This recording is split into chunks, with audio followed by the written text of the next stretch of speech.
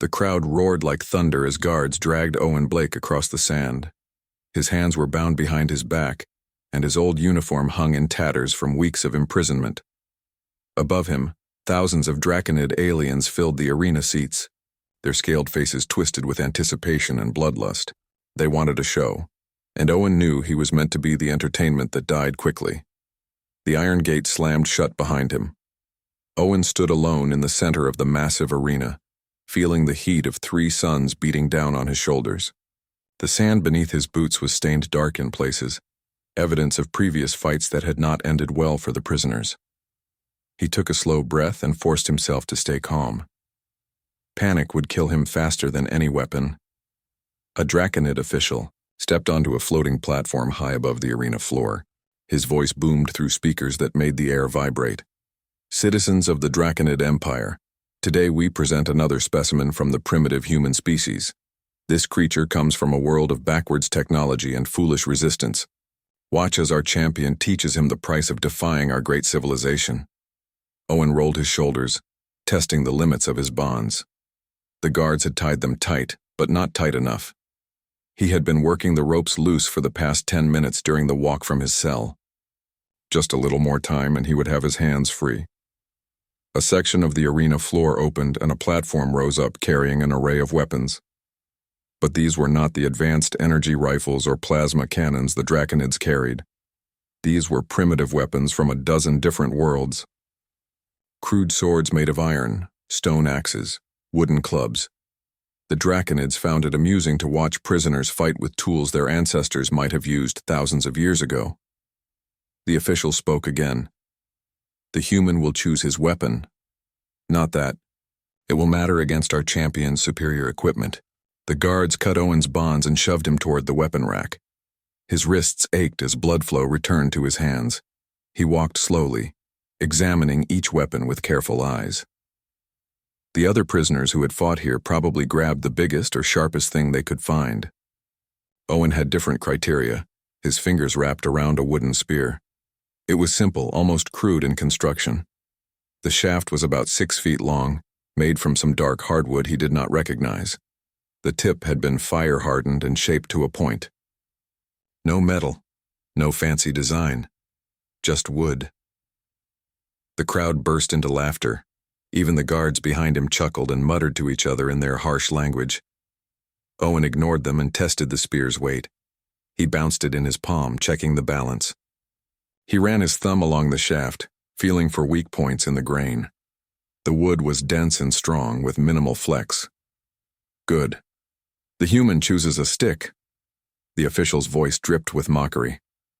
How appropriate for such a primitive species. Let us see how his wooden toy fares against Draconid military technology.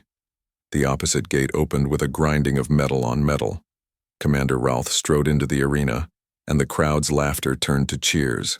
The Draconid warrior stood, nearly 8 feet tall, his body covered in dark green scales that gleamed in the sunlight. He wore full combat armor, the kind that could withstand energy weapons and explosive rounds. In his right hand, he carried a plasma blade that hummed with deadly energy. On his left arm, he wore an energy shield generator that projected a shimmering barrier of blue light. Ralph stopped 20 paces from Owen and spread his arms wide, showing off his equipment. 47 victories, he called out in accented but clear human language. 47 prisoners from 47 worlds. You will be number 48, human. I almost feel sorry for you. Almost. Owen planted the butt of his spear in the sand and leaned on it slightly, meeting Ralph's gaze without flinching. That's a nice shield, he said calmly. Military grade? Ralph's eyes narrowed in confusion. You can admire it before you die. This shield can stop bullets, energy blasts, even small explosives. Your wooden stick will break against it like a twig. Probably, Owen agreed. He shifted his grip on the spear, settling into a ready stance. But I only need it to work once. The crowd fell silent at his confident tone. Ralph's confusion turned to anger. He activated his plasma blade fully, and the weapon extended to its full length with a sharp crackle of energy. The blue shield on his arm expanded, covering most of his body in a wall of force. "Begin!" the official shouted. Ralph charged forward with surprising speed for someone his size. The sand kicked up behind his boots as he closed the distance. His plasma blade came down in a vertical slash that would have cut Owen in half. But Owen was already moving. He had been an engineer before the war, and engineers understood physics. They understood force and mass and velocity. More importantly, they understood weaknesses. Every system, no matter how advanced, had vulnerabilities built into its design. He rolled left, letting Ralph's blade cut nothing but air. The Draconid's momentum carried him forward, and Owen came up on his feet, spear ready. He did not attack yet. Instead, he circled, watching how Ralph moved, watching how the shield flickered and adjusted its position to face threats, watching how the armor plates shifted at the joints. "Stand still and die with honor," Ralph growled, turning to face him again. "No thanks," Owen replied. "I have a different plan." Ralph attacked again, and this time Owen did not roll away. He planted his feet and angled his body, letting the plasma blade pass so close to his side that he felt the heat through his torn uniform. The Draconid's shield came up automatically, anticipating a counterstrike. Owen gave him one, but not the kind Ralph expected. The wooden spear jabbed forward in a quick thrust, not aimed at Ralph's body but at the shield itself. The tip struck the blue energy barrier at a precise angle, about 30 degrees from perpendicular. The shield flared bright where the wood made contact, and Owen pulled back immediately. "Your toy cannot harm me," Ralph snarled. But Owen noticed something in the warrior's voice. Uncertainty. The shield had reacted differently than expected. Owen circled again, keeping his movements smooth and controlled. His mind raced through calculations he had done 1,000 times in his old life. Energy shields worked by creating a field that dispersed incoming force across a wide area. They were designed to stop high-velocity projectiles and energy weapons.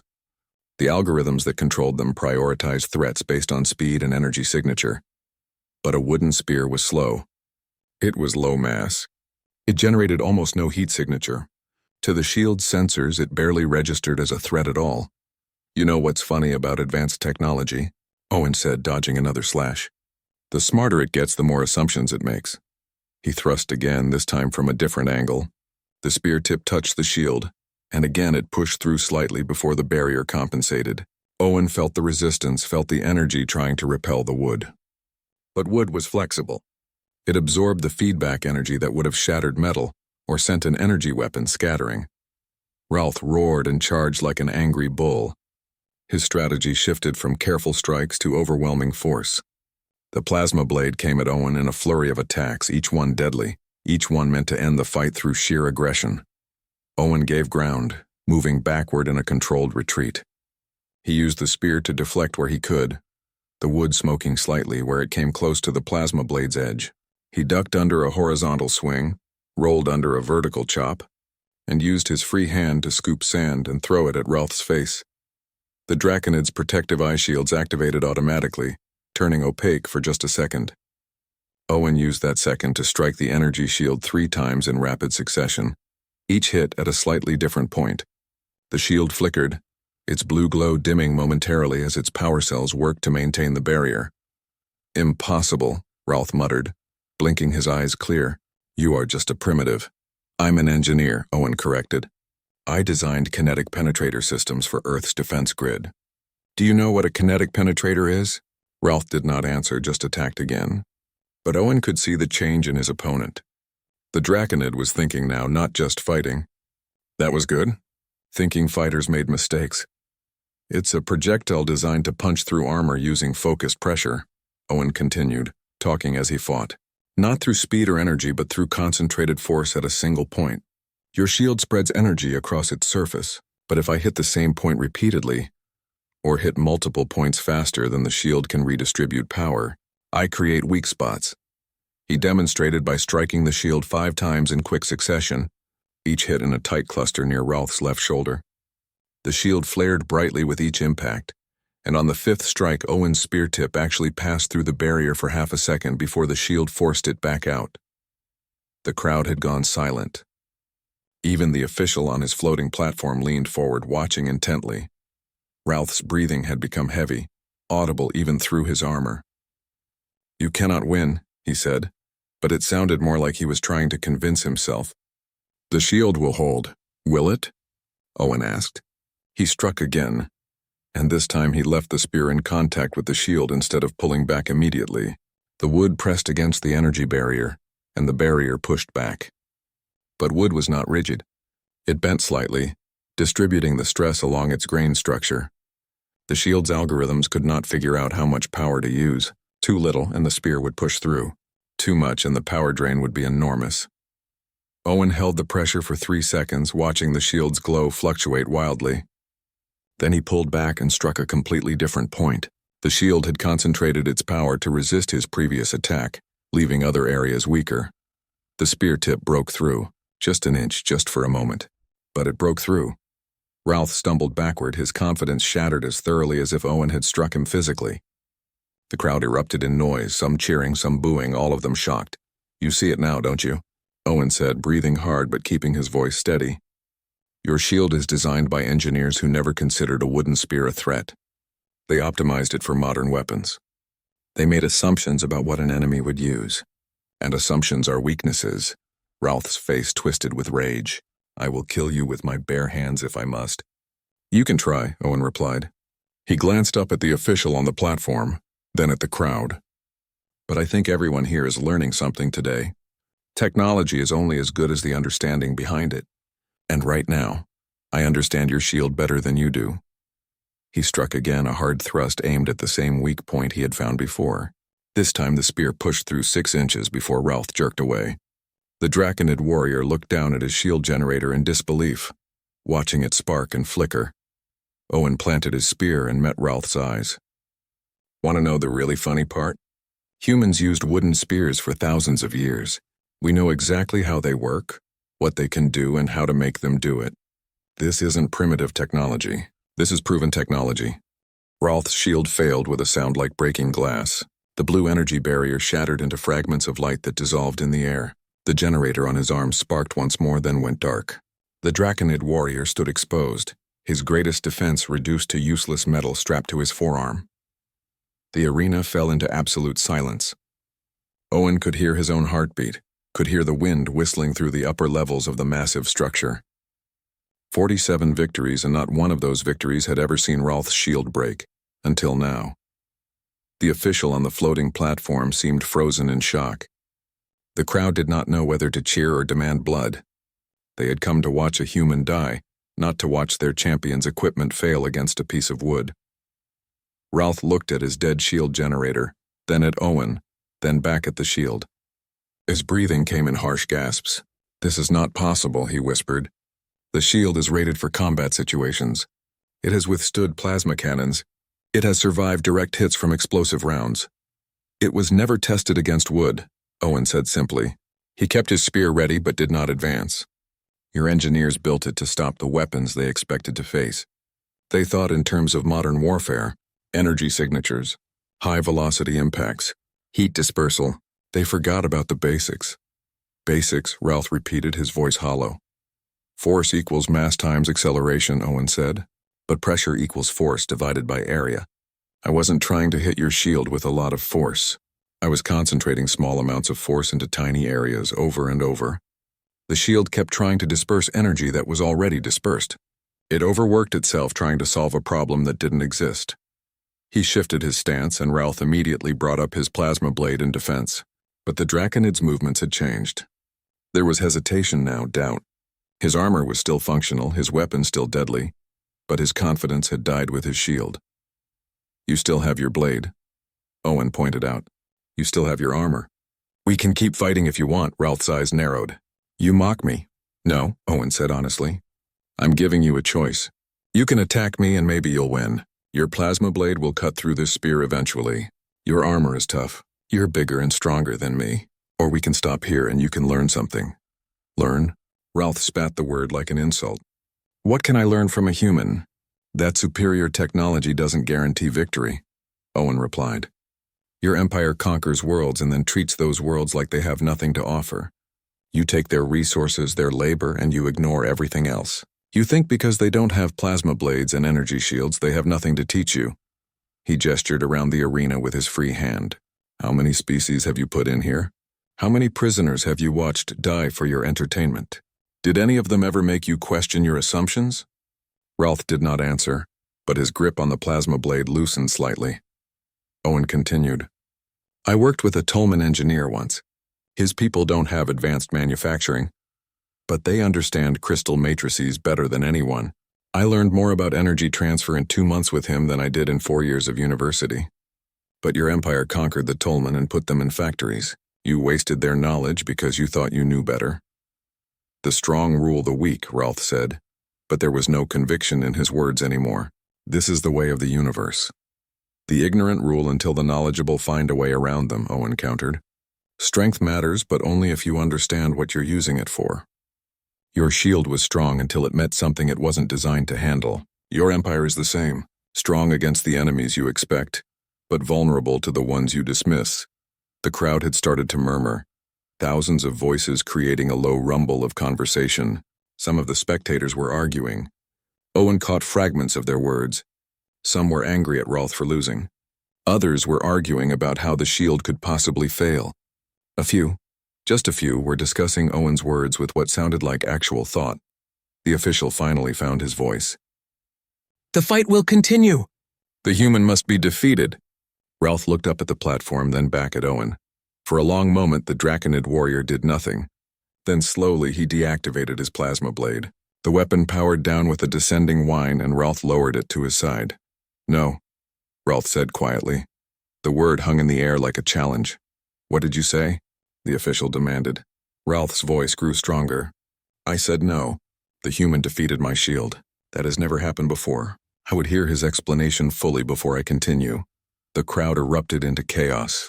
Half of them were screaming for Ralph to attack, to restore his honor. The other half seemed stunned by his refusal. Owen noticed something interesting in that moment. The ones calling for blood were mostly the richer Draconids in the better seats. The ones in the cheaper sections, the workers and lower-class citizens, they were watching Owen with something that looked like curiosity. The official's face darkened with rage. You dare defy the will of the High Magistrate? You are commanded to fight. I am a warrior, not an executioner, Ralph replied. The human showed skill and knowledge. He defeated superior equipment with inferior tools. That deserves respect, not mockery. Owen felt a surge of surprise. He had not expected this. He had been prepared to fight to the death if necessary, to at least go down fighting, but Ralph had stopped. A warrior of the Empire, bred for conquest and domination, had stopped because he wanted to understand. Maybe there was hope after all. High Magistrate Dorna descended from her observation box, floating down on a personal platform. Her robes were deep crimson, marking her as one of the ruling class. Her scales were darker than Ralph's, almost black, and her eyes held the kind of cold intelligence that came from decades of political survival. She stopped her platform just above the arena floor, looking down at Owen and Ralph with an expression that was hard to read. This is most irregular, she said, her voice carrying across the arena without need for amplification. Commander Ralph, you have entertained this arena for 3 years. You have never hesitated before. I have never seen a shield fail to wood before, Ralph replied, meeting her gaze steadily. This requires understanding. Dorna's eyes shifted to Owen. She studied him like a scientist might study an interesting specimen. You are the human engineer, the one who designed the kinetic systems that destroyed 17 of our assault ships during the Battle of Titan Station. Owen felt his stomach drop. They knew who he was. Of course they knew. They had captured him, specifically, not just as a random soldier, but as someone whose knowledge they wanted. The arena had been a test, or maybe just entertainment before they executed him properly. I am, he said, keeping his voice level. No point in denying it. Interesting, Dorna said. She gestured toward the broken shield generator on Ralph's arm. Explain what you did. Not for the commander, but for me. I wish to understand the science. Owen glanced at Ralph, who nodded slightly. The warrior seemed genuinely curious now, his earlier rage replaced by something Owen recognized.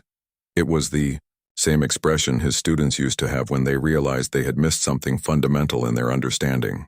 Energy shields work by creating a field that disperses force, Owen began, keeping his explanation simple.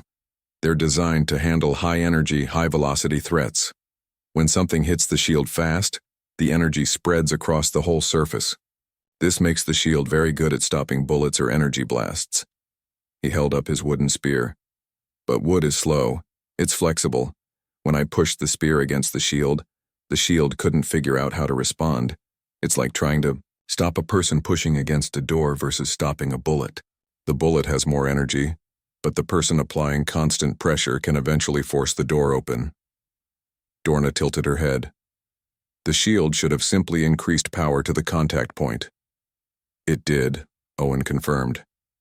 But that created a new problem. The wood bent slightly under the pressure, which changed the angle of contact. The shield had to redistribute power again. I kept changing my angle of attack, kept forcing the shield to recalculate. Eventually, I found the optimal pressure point, where the shield was using maximum power but minimum efficiency. And then you struck that point repeatedly, Rolf said, understanding dawning in his voice. You forced the power cells to drain. Exactly, Owen said. The shield was designed to handle brief, intense impacts, not sustained, moderate pressure. I turned its strength into a weakness. Dorna was quiet for a long moment. The crowd had settled into an expectant silence, waiting to see what the High Magistrate would decide. Owen knew his life hung on her next words. She could order him executed right here, or she could do something else. He just did not know what that something else might be. You said our empire dismisses the knowledge of conquered species, Dorna finally said. Do you truly believe we are that foolish? I believe you're that arrogant, Owen replied. He knew he was taking a risk, but honesty seemed like the only card he had left to play. You have incredible technology, but you didn't develop most of it yourselves, did you? You conquered species who had pieces of what you needed, and you took those pieces. But you never learned the underlying principles. You know how to use the tools, but not how to make them better. Dorna's expression did not change, but Owen saw several officials in the crowd shift uncomfortably. He had hit a nerve. The Tolmen understand crystalline structures, he continued.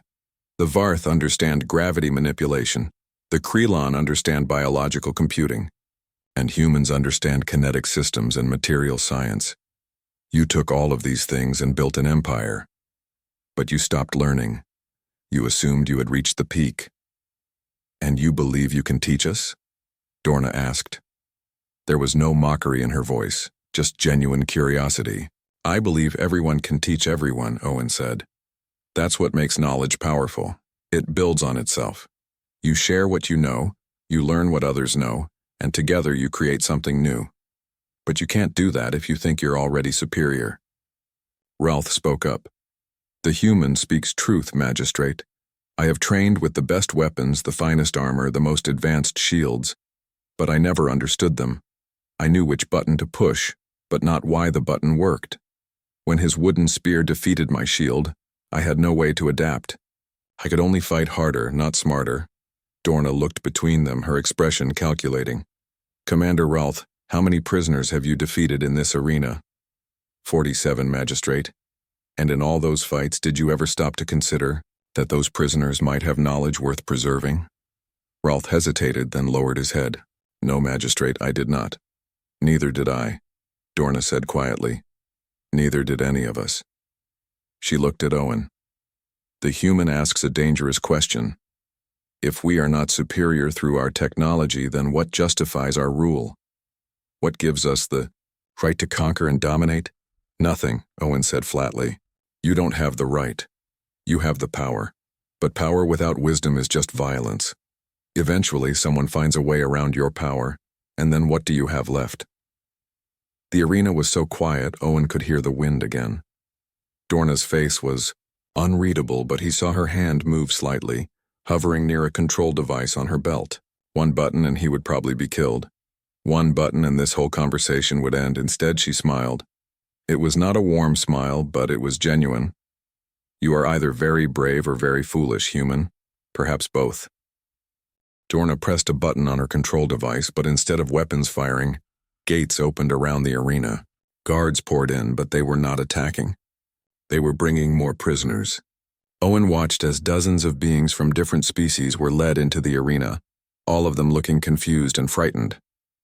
They wore the same kind of tattered clothing he did, marked as prisoners of war from various conquered worlds. "What is this?" Rolf asked, sounding uncertain. "An experiment," Dorna replied. She raised her voice to address the prisoners. "You are all here because your worlds resisted the Draconid Empire.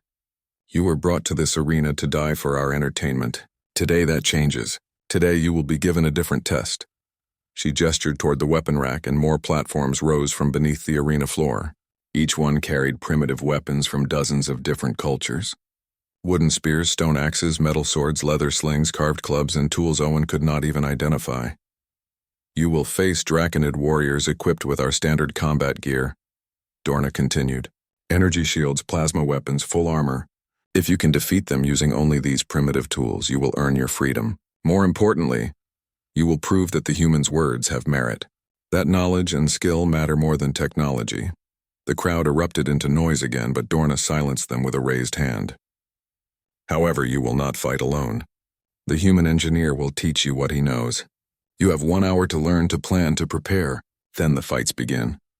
Owen felt dozens of eyes turned toward him. The prisoners looked at him with a mixture of hope and suspicion. He had just proven that a wooden spear could break a shield, but these beings did not know him. They did not know if they could trust him. For all they knew, this was another form of torture. A tall, four-armed creature stepped forward from the group. Her skin was deep blue and her eyes were large and golden. Owen recognized the species Tethran, a race known for their engineering skills. The Draconids had conquered their homeworld 5 years ago. "Why should we trust you?" she asked in heavily accented but clear standard language. "You are human. Your people fight only for yourselves." "My people fight to survive," Owen corrected. "Same as yours. Same as everyone here. And right now, survival means working together." A smaller being covered in gray fur with large ears spoke up. "You broke the shield. How?" "Show us." Owen picked up his wooden spear and looked around at the group. They were all different species, different sizes, different levels of physical ability. Some looked strong, others looked fast, a few looked frail. But they all had one thing in common. They had survived this long, which meant they were smart. "The shield fails because it makes assumptions," Owen said. He moved to the center of the group so everyone could see. "It assumes threats will be fast. It assumes threats will be hard. It assumes threats will come from weapons it recognizes. We're going to use those assumptions against them." He spent the next hour teaching them everything he could. He showed them how to test a weapon's balance, how to find the right grip for their particular body type. He explained the concept of pressure points and force distribution. He demonstrated angles of attack that would confuse shield algorithms.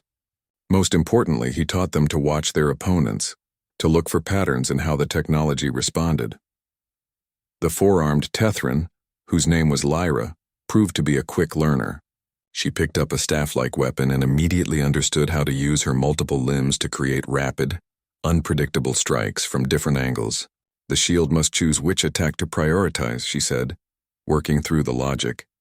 "If I attack from 4 directions simultaneously, it cannot defend all of them equally." "Exactly," Owen confirmed. "You force it to make a choice, and any choice creates a weakness."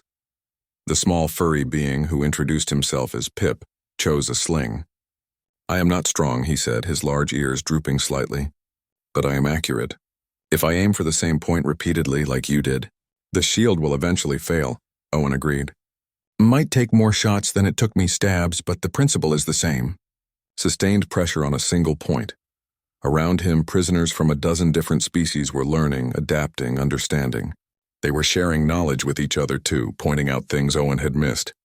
The Varth explained how their people had defeated gravity-based weapons. The Tolman showed how to read energy patterns by sound. The Krelon demonstrated how to move in ways that confused motion sensors. Owen realized something profound in that moment. Each of these species had fought the Draconids and lost, but they had not lost because they were weak or primitive. They had lost because they fought alone, each species trying to overcome the Empire's technology with their own limited resources. Together, their combined knowledge was far more powerful than any single piece of technology.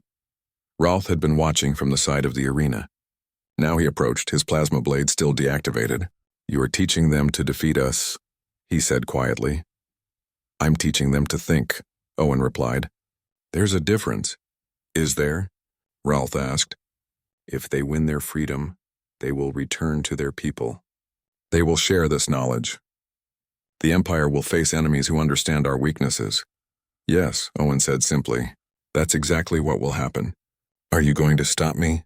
Ralph was quiet for a long moment, watching the prisoners practice with their primitive weapons. Finally, he spoke. No, because if they defeat our warriors fairly, then we deserve to lose.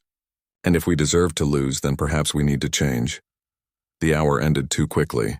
Guards began separating the prisoners into smaller groups. Dorna's voice echoed across the arena. The first match will begin. The Tethran engineer against 3 standard combat units. Lyra looked at Owen, her 4 hands gripping her staff tightly. I am afraid, she admitted. Use the fear, Owen told her. Fear makes you careful. Careful fighters survive. She nodded and walked toward the center of the arena. 3 Draconid warriors entered from the opposite side, their shields already active, their plasma blades humming with deadly energy. The crowd leaned forward, eager to see if the human's teaching would actually work. Owen held his breath as the match began. Lyra moved like water between the 3 warriors, her forearms creating a whirlwind of strikes that came from impossible angles. The Draconid fighters tried to coordinate their attacks, but their shields kept flickering as they tried to track her staff. She was doing exactly what Owen had taught her, forcing the shields to choose which threat to prioritize. When one shield strengthened to block her upper right arm, her lower left arm struck from below. When they tried to surround her, she used her staff as a pole to vault over them. After 6 minutes of sustained combat, the first shield failed, then the second, then the third. Lyra stood victorious, breathing hard but unharmed. The crowd sat in stunned silence. The Tethran wins her freedom, Dorna announced. Her voice was neutral, but Owen saw the calculations happening behind her eyes. This was not just about one prisoner anymore. This was about the entire foundation of the Empire. The matches continued throughout the day.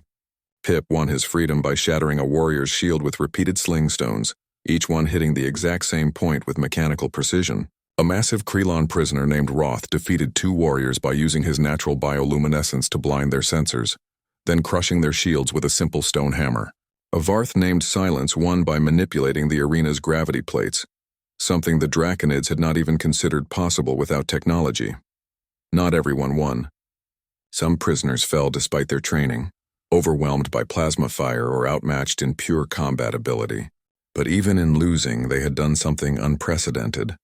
They had fought back with knowledge instead of just desperation. They had made the Draconid warriors work for their victories, forced them to think and adapt instead of just overwhelming inferior opponents. By the time the sun set, 12 prisoners had earned their freedom.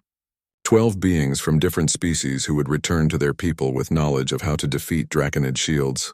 12 seeds of resistance that would grow into something the Empire could not ignore. Dorna called Owen before her one final time. The arena had emptied, and it was just the 2 of them standing in the sand with Ralph nearby as a silent witness. You have done something dangerous today, human, she said. You have shown the conquered species that we are not invincible. You have given them hope. Hope is dangerous to tyrants, Owen agreed, but it's necessary for everyone else. I could have you executed, Dorna said. Right now, right here. No one would question it. You could, Owen agreed, but that won't erase what happened today. Those 12 prisoners will spread what they learned. Their people will adapt. Your empire will face enemies who understand your technology's weaknesses. Killing me won't change that. Dorna smiled that cold smile again. No, it won't. Which is why I am making a different choice. She gestured and guards brought forward Owen's wooden spear, along with 4 more identical ones. You will return to the general prison population. You will continue teaching, and I will watch what happens. Owen stared at her, trying to understand. Why? You know this will undermine your empire. Perhaps, Dorna said. Or perhaps it will make us stronger. Commander Ralph learned more in 1 hour of fighting you than he learned in 3 years of easy victories. Our warriors have become complacent, relying on technology they do not understand. Our engineers have stopped innovating because they believe we have reached the peak. Maybe what the Empire needs is not more conquests, but more challenges. She turned to leave, then paused. You asked what gives us the right to rule. The answer is nothing. We have no right, only power. But power fades, human. Knowledge endures. If the Empire is to survive, it must become something more than just military might. It must become something worth preserving. Owen watched her leave, his mind racing. This was not the outcome he had expected. He had thought this would be a simple matter of survival, of proving a point before he died. Instead, Dorna had turned it into something larger. A test not just of prisoners, but of the Empire itself. Rolf approached as the guards led Owen toward the prison gates. "She is playing a dangerous game," the commander said quietly. "Many officials will oppose this. They will see it as weakness. What do you see it as?" Owen asked. Ralph was quiet for a moment. "An opportunity. For too long I have been a warrior without understanding. I knew how to fight, but not why the weapons worked. Today I learned more about combat than in all my previous years. That knowledge has value." "Will you use it to conquer more worlds?" Owen asked. "I do not know," Ralph admitted. "But I will use it to be better than I was. Perhaps that is enough." The guards took Owen back to the prison levels, but this time they did not throw him in a dark cell. Instead, they took him to a common area where other prisoners gathered. Word of the arena fights had already spread. Dozens of beings from different species waited there. Their eyes filled with the same thing Owen had seen in Lyra and Pip and the others: hope. An elderly tollman stepped forward, his crystalline skin reflecting the harsh prison lights. "Is it true?" he asked in a trembling voice. "Can primitive weapons truly defeat their shields?" Owen set down the 5 wooden spears carefully.